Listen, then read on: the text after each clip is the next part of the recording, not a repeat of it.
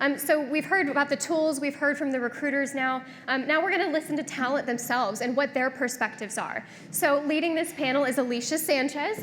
She is with Wichita State University. She's the Director of Diversity and Inclusion, and she's also one of the leaders of the Hispanic Chamber of Commerce here locally. And so she wears a lot of hats in the community, but she's clearly very passionate about talent attraction here. So I'll let her introduce all of the panelists, but can we give another round of applause for Danielle and Paula, because that was great.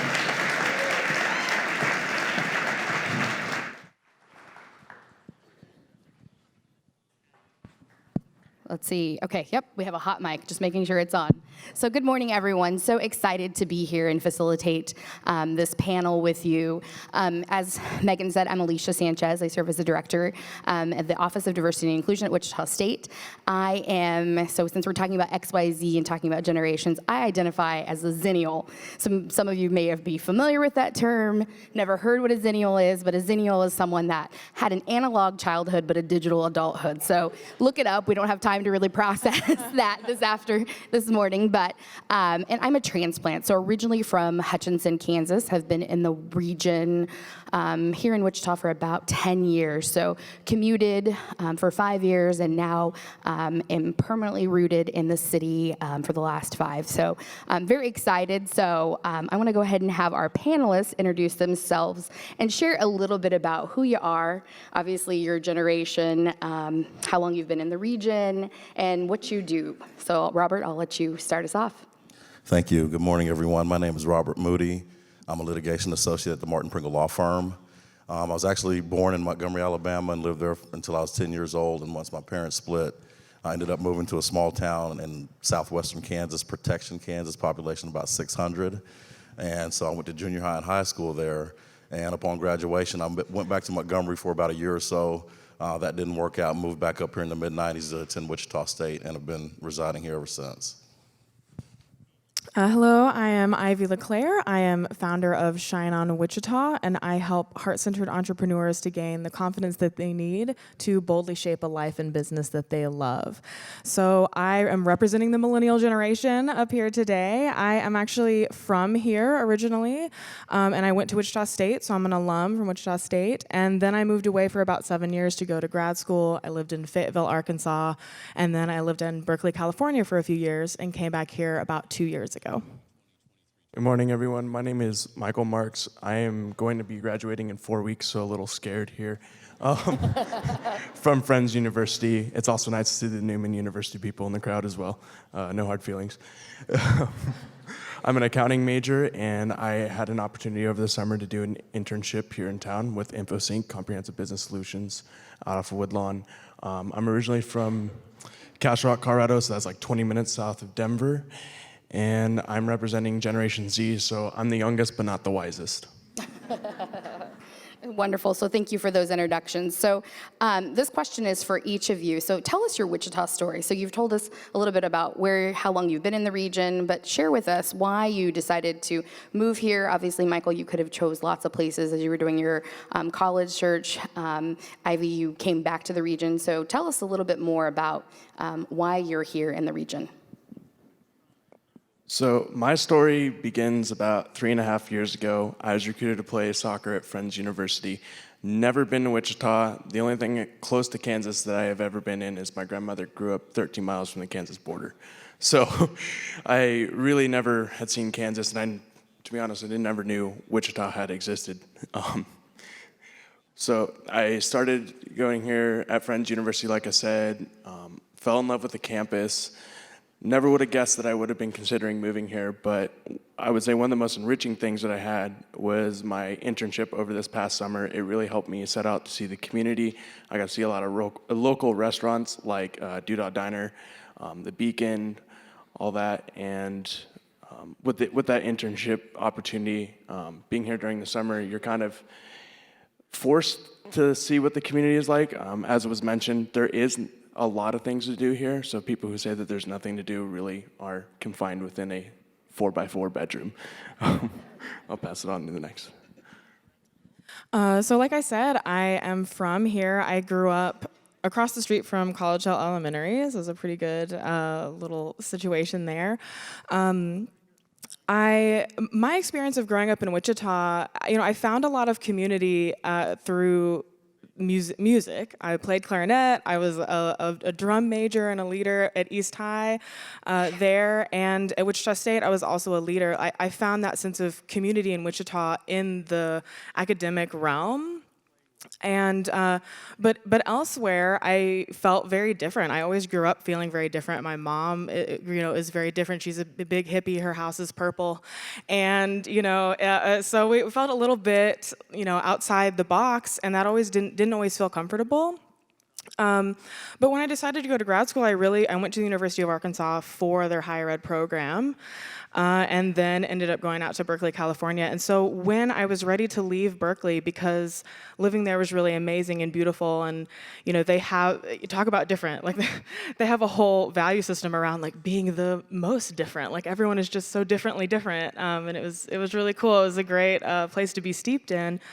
But when I was ready to leave that, I was really looking for a place where I could have more space, where it would take less energy to just exist, financial, emotional, all kinds of energy. And I didn't plan to move back here. I was not planning to move back here, but around that same time, I came back to town for my best friend's 30th, and I was like, you know what, Wichita's getting really cool, actually. Like, in 2011, it was a completely different community. So there's the pop-up park, and there's the breweries, and there's all these cool things. And especially, it was the community pride.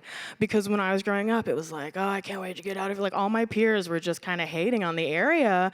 And so seeing the flag and seeing people go, oh my gosh, I'm proud of this place, it made me want to be here and join in that community pride as well, and help shape Wichita to really lean into the things that make us different and unique and amazing. So, thank you.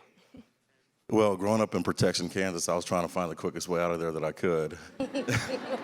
No, actually, I love Protection. It was a great place to grow up, but I certainly didn't see myself driving a tractor the rest of my life or working cattle or doing any of that stuff. So I mentioned previously I did move back down to Montgomery, where my dad and a bunch of my family lived down there for about a year or so, but wanted to get back to Kansas with my family that was up here and my friends that I grew up with. And so my older sister had actually previously moved to Wichita to attend Wichita State, and so I moved up here with her and started attending Wichita State.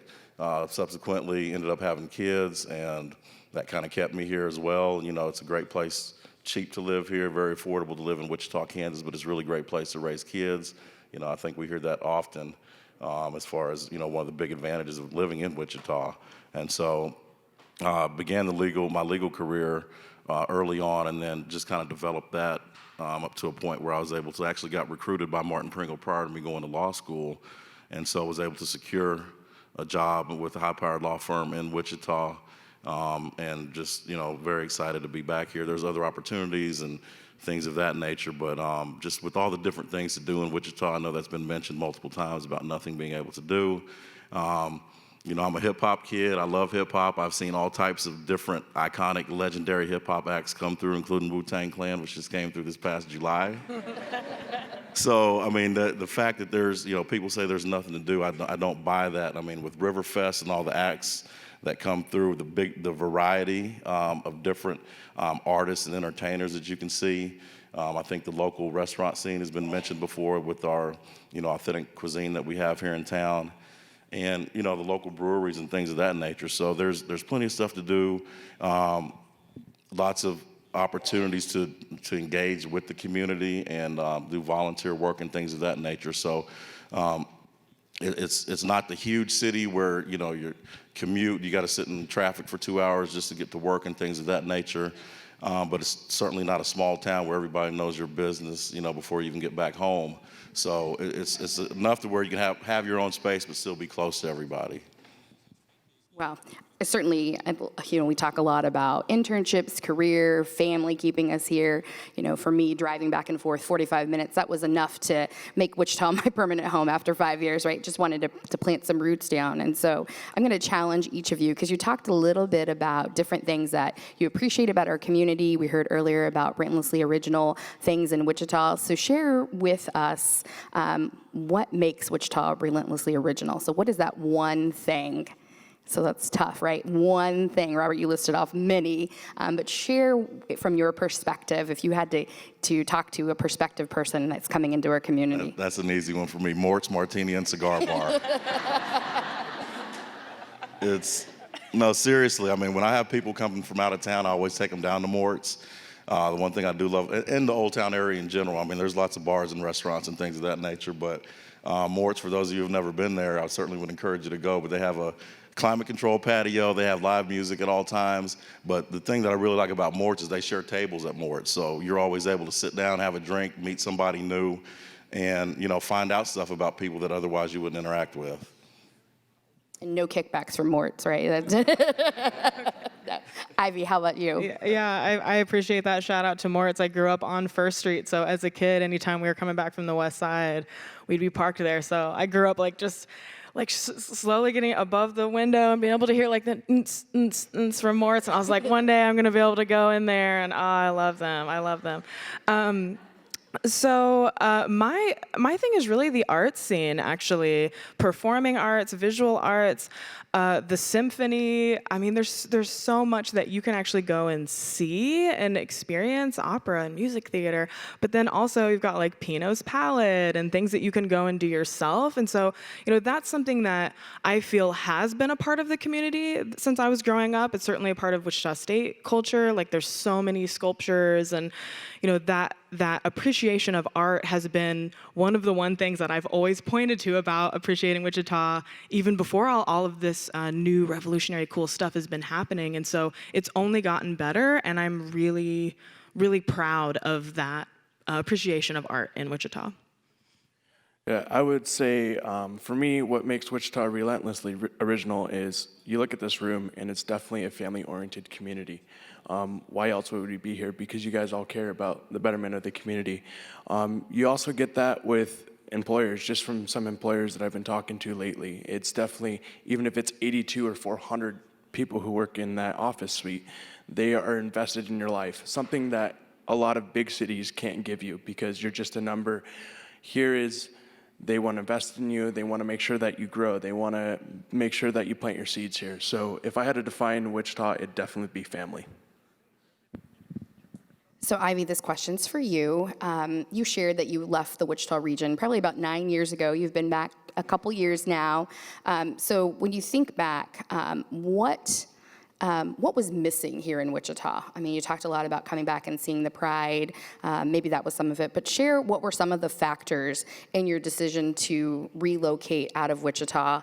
And then if you'll also share a little bit more and dig a little deeper and like what made you come back to the region? Absolutely. I think the heart of it, I'm someone who really loves experiences. Like I love traveling, I love new things. I'm excited that now I can go somewhere and throw axes for fun while I'm having beer. And, you know, so part of the reason that I left legitimately was because I wanted to experience a new way of live, like a new place to live. So moving to the South and then moving to the Bay Area was a lot of really interesting experiences. And so when I came back here and saw what was happening in terms of, I mean, I'm such a big fan of business. I love business because I believe that business really creates culture and it creates what we can experience in a community. And so, you know, coming back and being able to see all of these new things that I can go out and do really meant a lot to me.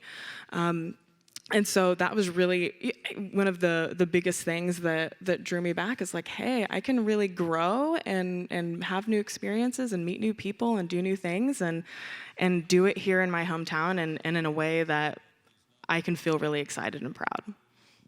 Can you share with us, you were a business owner out in California, business owner now here in Wichita. What are some of the things what are the biggest differences that you've noticed as a business owner and how that has impacted your decision to stay here?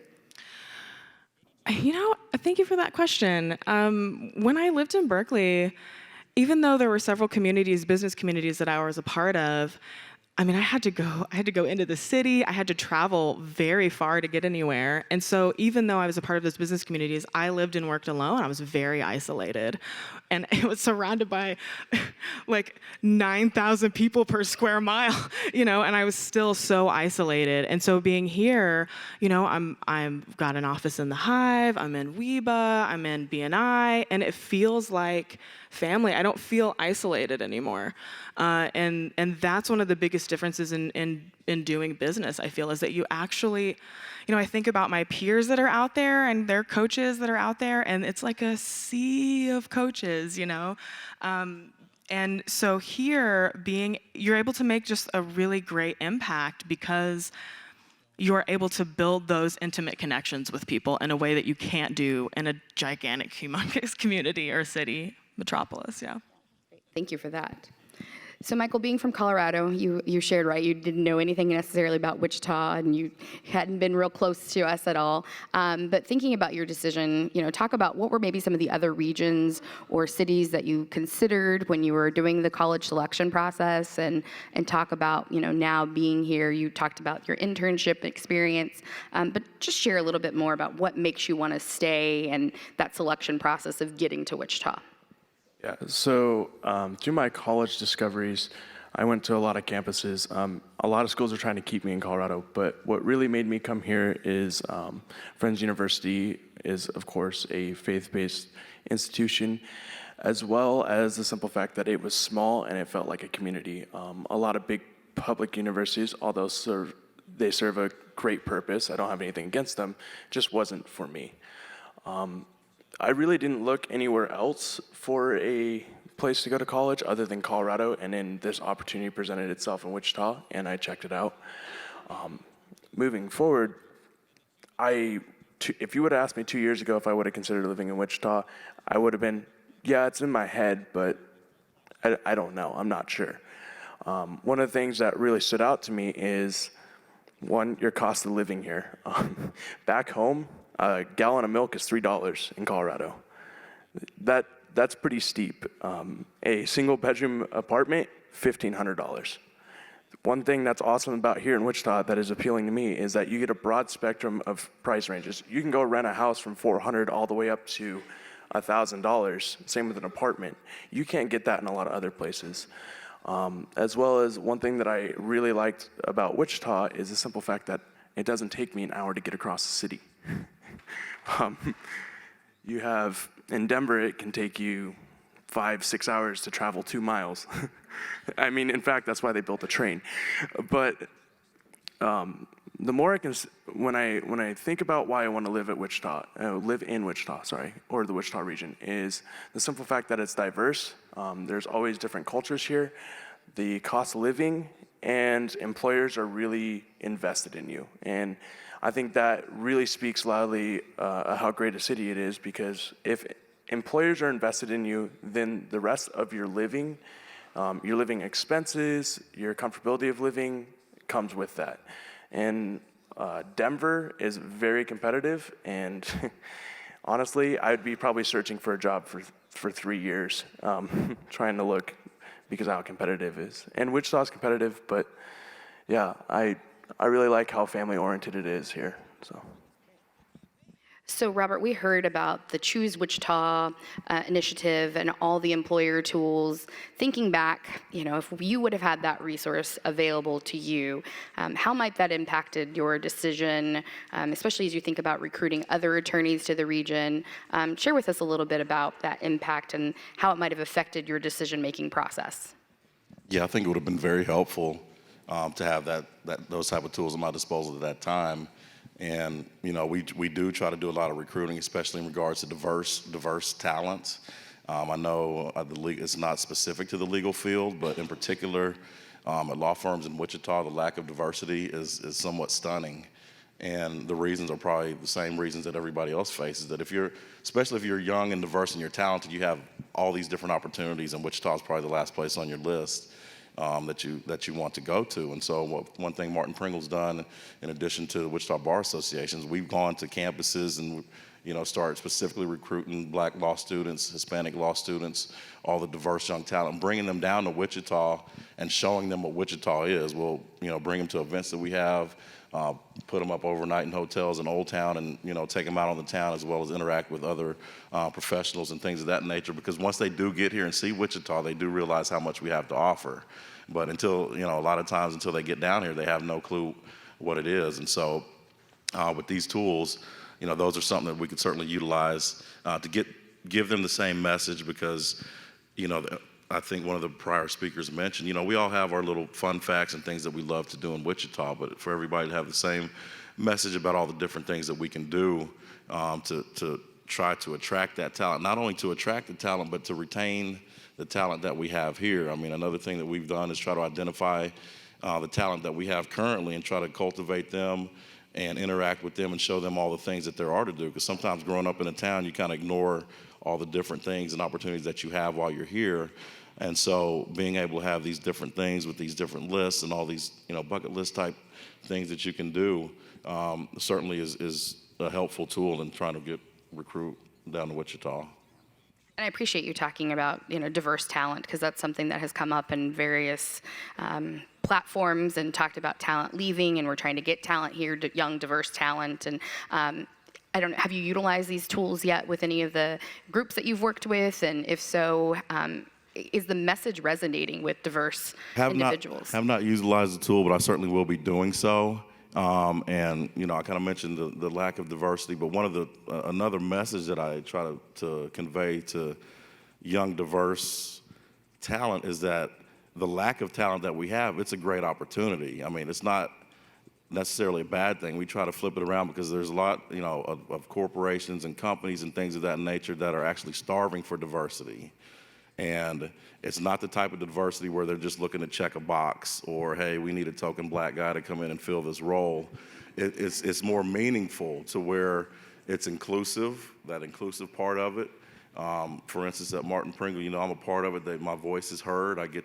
My perspective is sought out and listened to, so I get to input, certain input and things of that nature. Sometimes the other partners or attorneys at the firm would have considered because of my background and things of that nature. And so, there's companies, and one thing I hear all the time is, well, we don't have this pipeline, or, there's no pipeline. And so that's one of the reasons that we started, okay, here's 25 diverse law students. Now, let's see what you can do with that. Here's a pipeline potentially, but, trying to use that as an opportunity for them, because there is a great opportunity. I mean, I genuinely think that, people are starting to understand how important it is to diversify. There's business reasons to do it.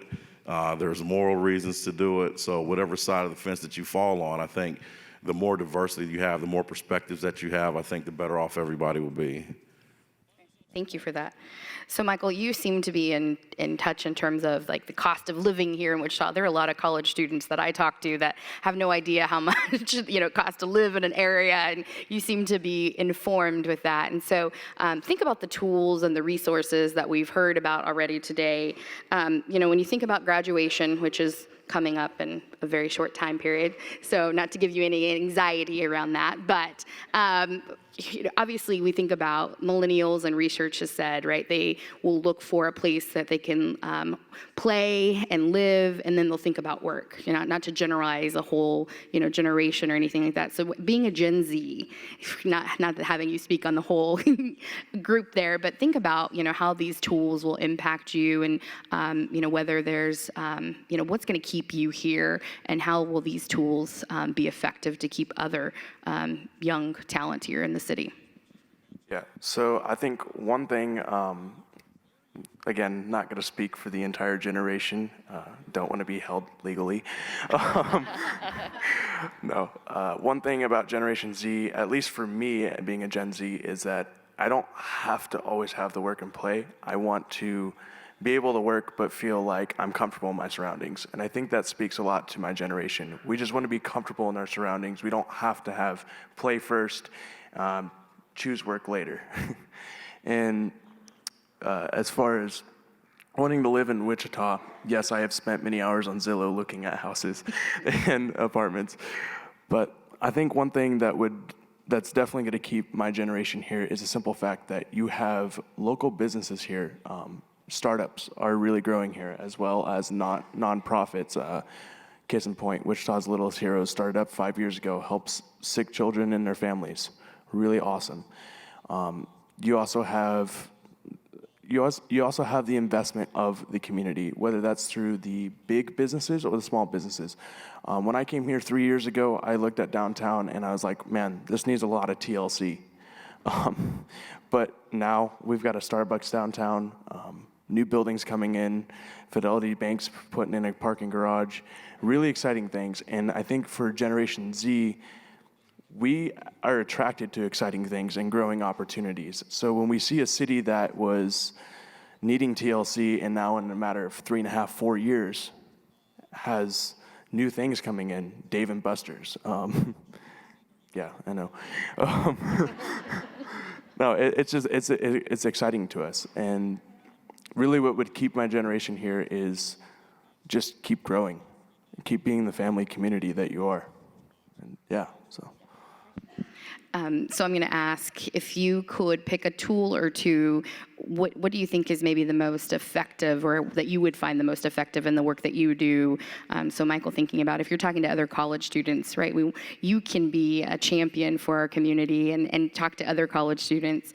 Ivy, obviously, with the business community, and Robert, with you doing the recruitment around attorneys and lawyers and stuff. So what are some of those tools, or what are one or two things that you find that might be most effective and might impact those decisions? Yeah, so the tool that I think that is most effective, and I have looked it up to the Chamber of Commerce and even the Greater Partnership of Wichita, is just looking up things to do in the community. Honestly, for my generation, we're not familiar with this community because, as was mentioned, there's an age gap in employment here. And just being able to see, what are the fun things to do here in the community, get out and just really experience that. I think that lays the groundwork for really discovering how wonderful of a community is, determining whether you want to live here, cost of living, and it basically starts the pipeline for my generation to be able to want to stay here. So. That's a big question. First, I just want to start by saying I've been to Dave & Buster's like 5 times since it's open, and I do have the high score on at least one Guitar Hero song. And a Jurassic Park situation. I don't know, but I feel pretty proud about that. Yes, so, well, it's interesting because, our business community, especially in the last few years, we've got Startup Grind, we've got 1 Million Cups, we've got really a lot of great resources that are out there. And I focus, like, my ideal clients and the people that I work with are kind of like the fringe, non-traditional business owners. And so what I love about these tools, doesn't that make Wichita look so freaking cool? Like, don't you see this material and you go, man, like Wichita is awesome. I can't wait. Like, I can't wait to share this with just people in the Bay Area. Look at where I live now. It's like so cool. I'm from here. So I really appreciate the uniqueness and leaning into that, relentlessly original piece, because a lot of the folks that I work with and I jive with really need that permission, because, I think that we are a community where we are very polite, and in the Midwest, which is very normal, but it's not a bad thing to own what makes you stand out, especially as a business owner, but it's not a bad thing to do that. It's a great thing. It positions you, and this material and these tools are saying, like, hey, here's how we can position Wichita, here's what's exciting about it, and you can lean into what makes you relentlessly original as well. Yeah, and in addition to that, I would focus on the cost of living aspect of it, because it really is very affordable to live here. Gives you more disposable income to do all these fun things that we're talking about, and all, the bucket lists and things of that nature. And so, to come down here, find you a good job, be able to find affordable housing, and be able to, and then, within our region, there's a ton of stuff to do here. But if you feel like you need to go to a bigger city, Dallas or, Kansas City, not too far away, or you can always hop a flight anywhere that you need to. with that disposable income that you have. And another thing I would talk about as far as the opportunities that are here, I don't know if it's been touched on, but the opportunity that Wichita provides to let you step into leadership positions right off the bat. I mean, in bigger cities, you might have to wait 2, 3, 4 years to be able to have those type of leadership positions. But just looking around the room, I recognize or see some of the faces from the Leadership Wichita class that I was in, or the Advanced Kansas class that I was in. And being able to interact with those types of folks and get put in front of the movers and shakers gives you opportunities to be able to, help shape the direction that we're going. In addition to that, there's a ton of nonprofits here where you can immediately get on boards and make an impact. And so those types of things, they're not necessarily, hey, where can we go have fun at and where can we do these things? But if you want to be a leader and help to make change and be part of the progress, that opportunity is almost immediate once you get to Wichita. So what can employers, colleges and universities, I know we have lots of different individuals in the room, business owners, but what can we do as a community to really attract people like yourselves here? So you shared a lot about how you might attract people, but maybe what are some of those other things that we haven't touched on yet? What do you look for in an employer, a university, a college, a community? This is for all of it, or this is all for, Yes. okay, Yes. I'm ready. We're going to throw it out there. We'll see who wants to All right, kick I'll it pick off. it up. I got it. Yeah, I mean, I think the leadership part of it is really, really a big thing. For me, I know, being part of communities, community, oh my gosh, community is where life and soul is, I think. And so, having those communities, all of that is really important.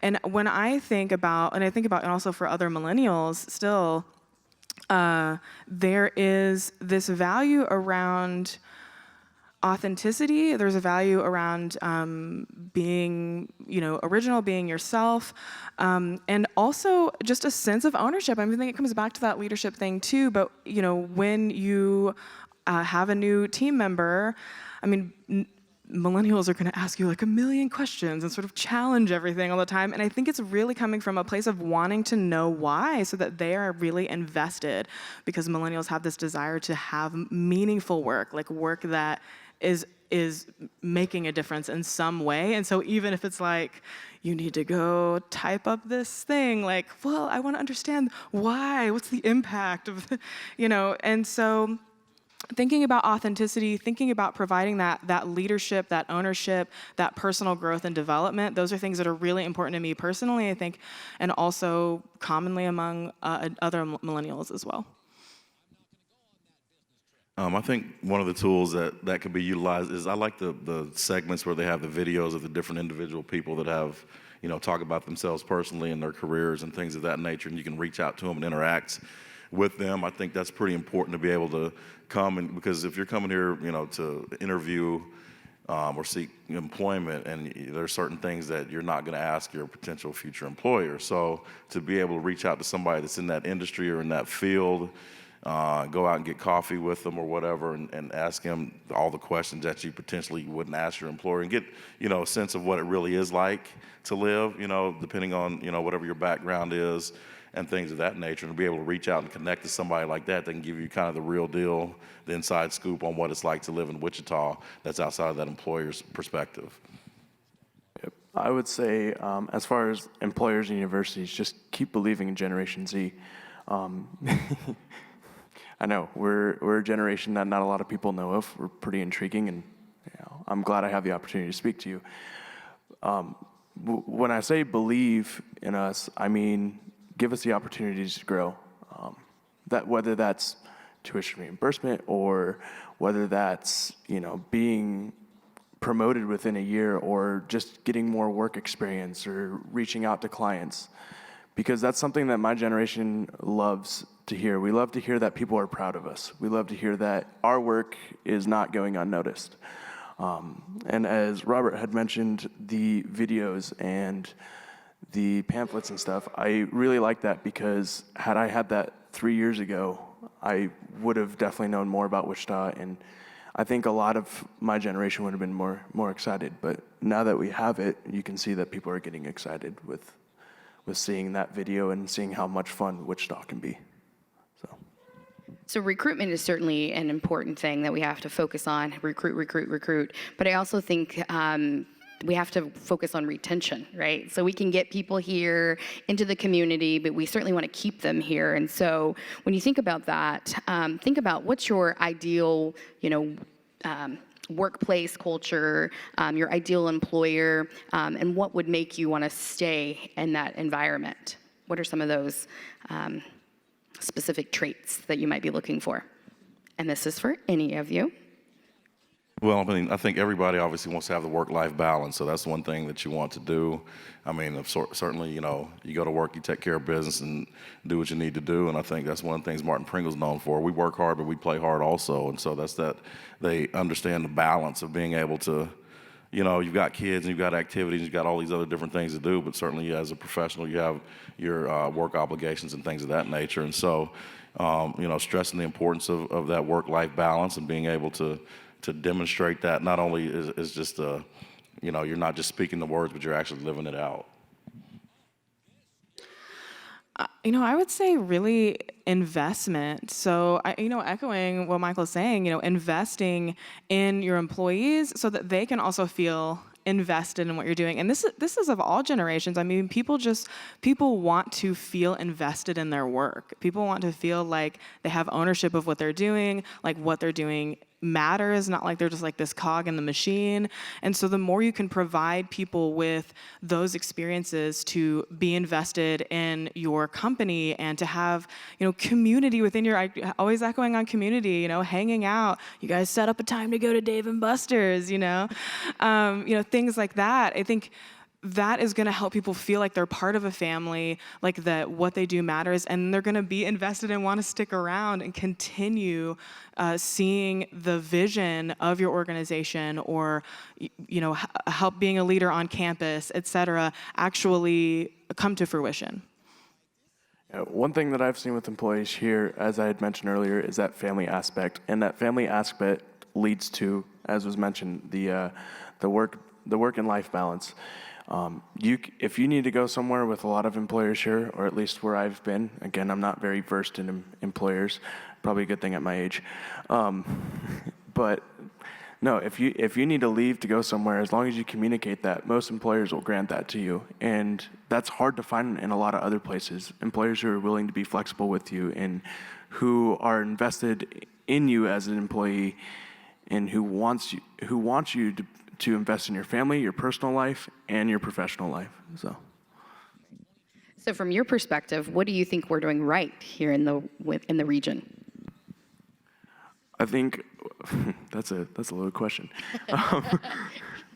No, I think what is being done correctly here is, like I've said, flexibility with employers. Employers are flexible with their employees. That's one of the reasons why I have wanted to live here, is because of how flexible your work life is here. You don't have to be married to your job 24/7. You can go enjoy life outside of your office space, or if you don't have an office space, you can just enjoy work and life outside. But yeah, no, it's that work balance life that is definitely being done correctly here.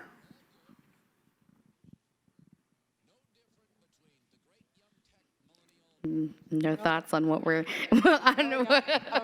from your perspective on what we're doing right? That makes me a little nervous that they're silent, but in terms of whether it's the work, the play, the living, what do you think we're excelling at, right? What are our positive points right now in the community, in the region? Well, I'll be honest, it's not that I couldn't think of anything, but then I thought of too many things and I lost my train of thought. So that's what happened, honestly. That makes me feel better. But yeah, I was like, oh, I can't find something. I mean, again, what comes to mind is this culture. There's such a friendliness here, and like a genuine friendliness. I feel like I can talk to strangers all day. You know what I mean? I go talk to baristas, and I talk to people in the aisle at the grocery store, and that makes a big difference. But also, in the organizations and communities that we're in, it's like, hey, do you know so-and-so? I think you guys would get along. And, making those connections, I think that that's a really valuable thing and something that we kind of naturally do in this Midwestern culture, is this friendliness and this welcome and building community. I mean, it just makes a huge difference. Yeah, and I'd say one thing I think is really effective right now, I think, is community involvement. I mean, there's a lot of different things that are being changed downtown in particular and different areas of town, but allowing the community to give their input. I mean, some of these things are pretty polarizing, and we're not going to be the ultimate decision makers, but the people that are making those decisions are allowed, doing different projects, allowing people to come in and at least comment or give their thoughts on that, which I think is pretty, because they're going to get it out and vent or do it at some point. So to be able to interact and do that with the leadership, I think is pretty effective. And one last thing is also this is, like you guys being here, this is so amazing. That was one thing I was like, oh, it's in there. This is so amazing. This is, the fact that you're invested in this, the level of excellence and amazingness in this event is so cool. And so that is one thing that's going right as well. So we have time for a few questions, and so if you have a question, we'll ask if you'll stand up, say your name, we'll make sure a mic gets around.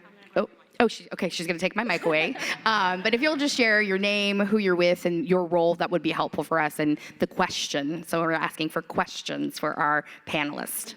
Thank you, sorry. Or for Alicia too, that works. Yeah, Alicia and Robert can share a mic. Do we need to pick volunteers for questions? It can be specific to one of the panelists or the whole panel. Okay. Thank you. Okay. My name is Samantha. I'm the Human Resource Coordinator at ISI Environmental. And I'm going to take another view on this. Like, what do you think we could do better in the Wichita area? Is it a general question? Yeah. Like, I guess, like, what can we, in terms of, like, all what we're talking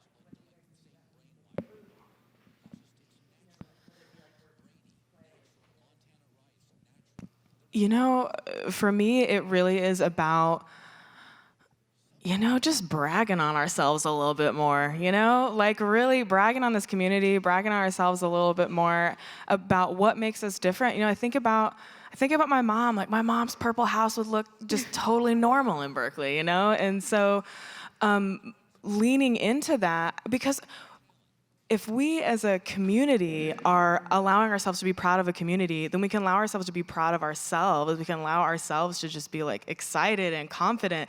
I mean, when you kind of pat yourself on the back in a good way, it makes you feel so much better. And, I think that is something that isn't comfortable for everyone. And so it isn't present and it isn't happening right now. And I also want to say I love your shirt so much, and it's really cool and very sassy, I love it. And so, I think that it can be uncomfortable, but yeah, we say like, oh, I'm looking good today, or wow, I did this great, presentation. I'm really proud of myself. And oh my gosh, Wichita is so cool. Those things are really healthy and really beautiful. I think one thing we can do better is highlight our diversity more. Wichita is pretty diverse. We've got a lot of diverse, professionals, leaders, city council members, people of that nature. And so a lot of times when we're especially looking at recruiting diversity, being able to highlight that. I mean, we've got a very, like I said, it's a diversified community, and there's lots of opportunities there. But I think sometimes in the situations and spaces that we are, is shining a spotlight on those people so that when we are looking at diverse talent, we can point to things, and if they're looking at literature or brochures or things of that nature, and they can see that in there, I mean, I think that'd be a more effective recruiting tool. Yeah, I wouldn't say so much as a criticism, but celebrating the old and bringing it into the new. Definitely, you see it happening with downtown. You have old abandoned buildings that were old and I just said that twice. Wow. And they're becoming new, but yeah, just celebrating the old things and accepting the change in the past, present, and future. And you do that, and your city's going to become more attractive. other pressing questions. So I will share that our panelists aren't able to stay after lunch. So if you have a question, now's a good time, but we'll make sure that you can also connect with them. The partnership will make that connection. So we have a question in the back. Leah, there.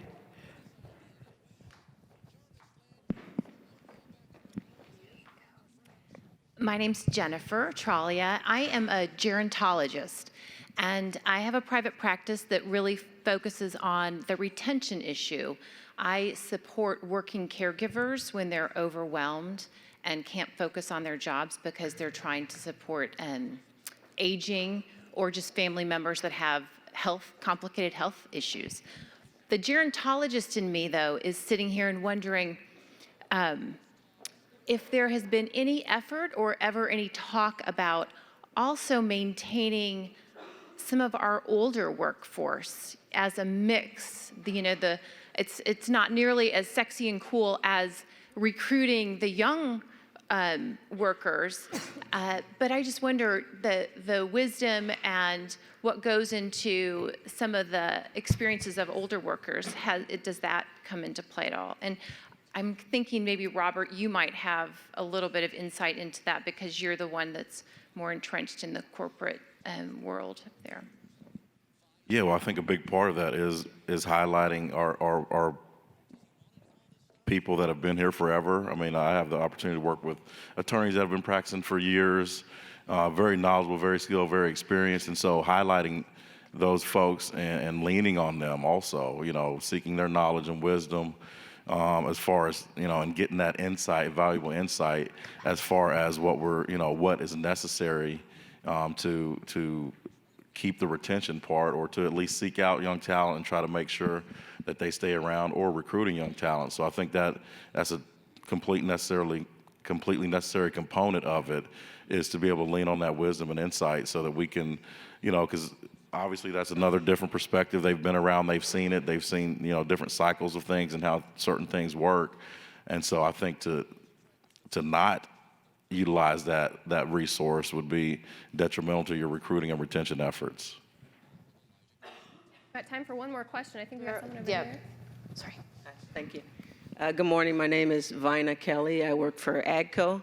And I moved from Chicago. And every time I tell folks that, they go, "Oh, you moved from Chicago to Wichita?"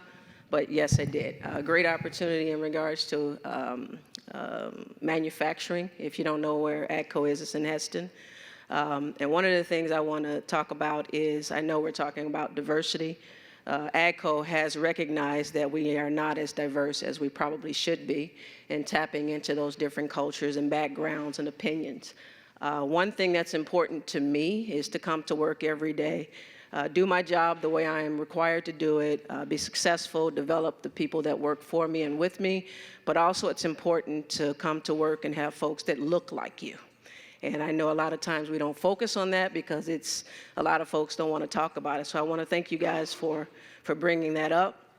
One of the things that I really want to ask Michael is, I know you talked about in your law firm where you guys go to college, universities, and you look at different African-American candidates.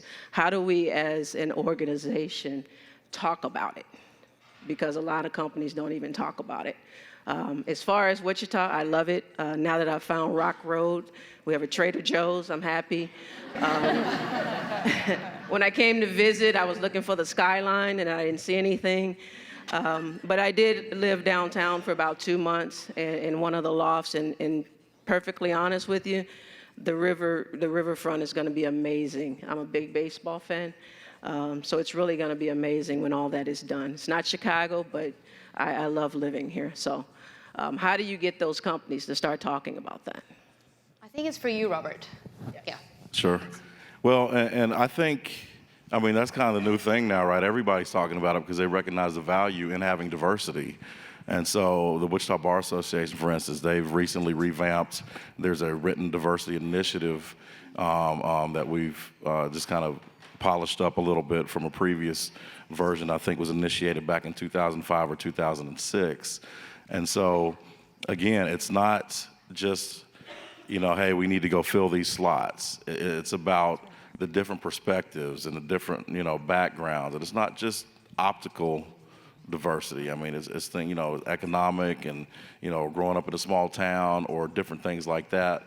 But, there's a lot of value in it. People are trying to do it, but that's the problem is we're competing with all these other, areas in the country, trying to, get to attract or retain that talent. So it's difficult, but not only, in addition to that, first of all, you've got to know somebody that knows what they're doing. I mean, it's all good to sit around and hold hands, sing Kumbaya, and then hope we can all of a sudden get all this diverse talent here, but that's not how it works. You've got to have somebody that knows exactly what they're doing, but secondarily, you've got to put money behind it because just like, recruiting in general, to recruit diverse talent, you have to, have the financial resources and utilize those financial resources to go out and seek that talent, bring them here, spend money on them, show them the things that are going on here in Wichita. And I mean, you're not going to hit every single time, but the more that you can do that, then the opportunity for you to attract and eventually employ someone in that realm obviously increases. We have one last question here. Oh, sorry, did you want to answer? Yeah, sorry. Yeah, actually I did. It's interesting. I think, the effort that this event is highlighting, the Choose Wichita, and recognizing the way that people can look and be different, and that's a valuable thing. Again, I think that's really important. I lived in the Bay Area, and people there, you could have sleeves of tattoos and half your hair missing and piercings, and you would just go into Google, and it was so interesting. And so I think that's really important, and I really recommend taking a look at your own circle, your own network, and being really conscious and deliberate about getting outside of your industry, getting outside of your heritage, getting outside of all the ways that diversity is a thing. Because Wichita is diverse, but we have a representation goal that we need to meet, and so how can we, if you within your network do not have a diverse representation, someone comes up to you and they're like, hey, I have this job that's open, you're going to look at the people that are in your network, and those are the people that are going to be more likely to get that job. And so I just highly recommend being aware of that, and as much as possible, just getting out and meeting new, different types of people so that you can expand your network, and then we can create a ripple effect of more opportunities for increasing our representation. One last question before lunch. Hello, my name is Victoria Sierra. Good morning, everybody. As you can see, I am in uniform, and people are probably like, what are you doing here? I'm actually a recruiting assistant for the Wichita area for the Kansas Army National Guard. I'm actually a born and raised Wichitan, and I've been in the military for 10 years. I'm